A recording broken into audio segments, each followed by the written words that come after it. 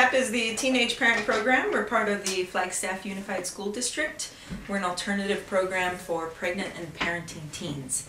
So it ranges in here. We've had a couple of 8th graders, mostly 9th through 12th, mostly the 11th and 12th graders, but there are some younger ones in the group.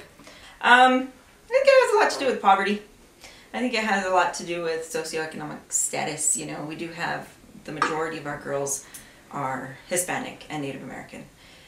But I think that it's really not related to ethnicity. I think it's more of a socioeconomic thing. I think they don't plan.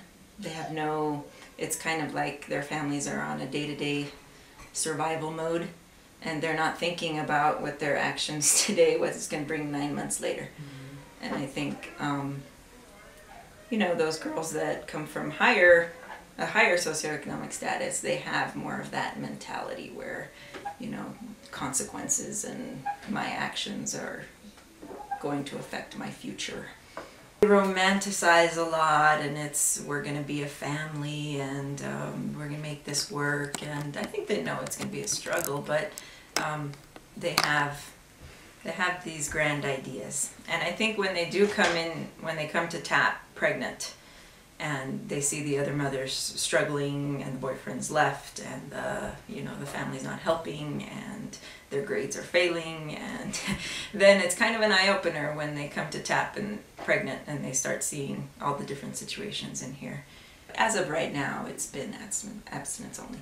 And we have, actually at TAP, we have guest speakers almost every week. And we have a great girl from Planned Parenthood who comes.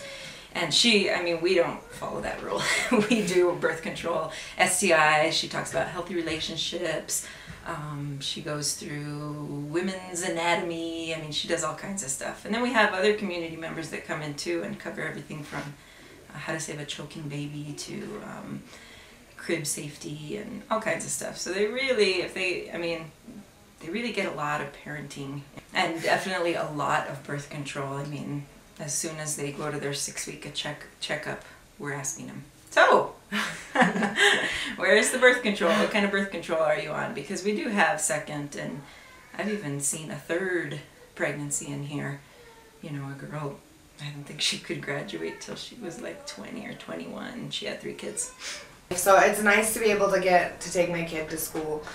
And there's people here who can help me out and give me resources for stuff that I need, and like access and places to do my laundry, and it's really helpful. I honestly knew it was going to be hard. I mean, every teen mom, once they get pregnant, they know it's going to be hard. You have to have the support, you have to have the standard structures and able to, you know, be successful as a parent at a young age. I think for one, the first thing that came to mind when I found out I was pregnant was, oh God, I'm not even finished with high school. I have to finish high school. But the thing that scared me the most, I believe, wasn't being a parent. It was actually going through the labor. What do I think of like television shows like those? I think The Secret Life of a Teenage American, that's just baloney. I don't believe in it. I mean, come on. You're going to leave your child with another kid your age who doesn't have a child, doesn't have experience in taking care of that child, and it's an infant, for crying out loud.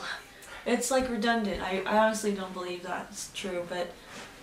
Do you know, like, as far as like the whole pregnancy and thing, like I noticed like all the movies and all the shows and stuff like that, when they show like your baby on like ultrasounds and stuff like that, it's not what it's like.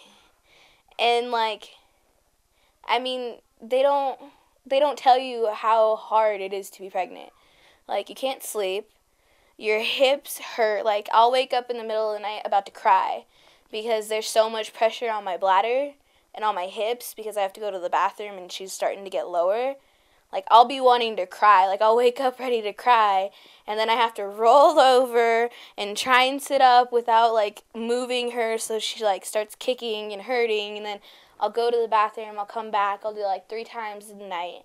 And you get heartburn really bad, and, like, your ribs hurt because, like, as you can see, like, I got feet over here, and, like, that's where my ribs are. Like, your whole body, like, changes, and it's, like, most people just think like, oh, I'm gonna have a baby bump and it's gonna be so cute and everyone's gonna want to touch me and like rub my belly and give me attention, and it's like, no, this isn't fun. Like, there is no experience like being pregnant, like, at all.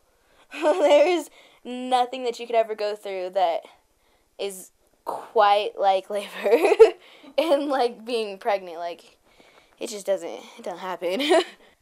I don't think those kind of movies should be promoted because it kind of makes teenagers be like, oh, pregnancy, cute. I was like that, you know, when movies came out like that. I'm like, oh, she looks cute, or I want to be. No, you don't. You don't. So, I don't. It was a nice movie, but I don't think they should make a whole lot like them. It just makes it seem like something it's not. Like, you know, especially when you're a teenager, it's not as easy as they make it seem in movies like that. They just make it seem so played out and very calm and easy, and it's not, you know. It's like, I see how, like, when people look at her and just, like, stare at her, how she felt, like, it's how it was for me when I was at Sonoma. Even when I go over there for my online classes, people just stare at me, and I just feel uncomfortable, and I just want to come back here and be, like, with everybody else, because they just, like, they make me feel really uncomfortable. Other people just say things about you and then just turn your back on you, all your friends and stuff like that.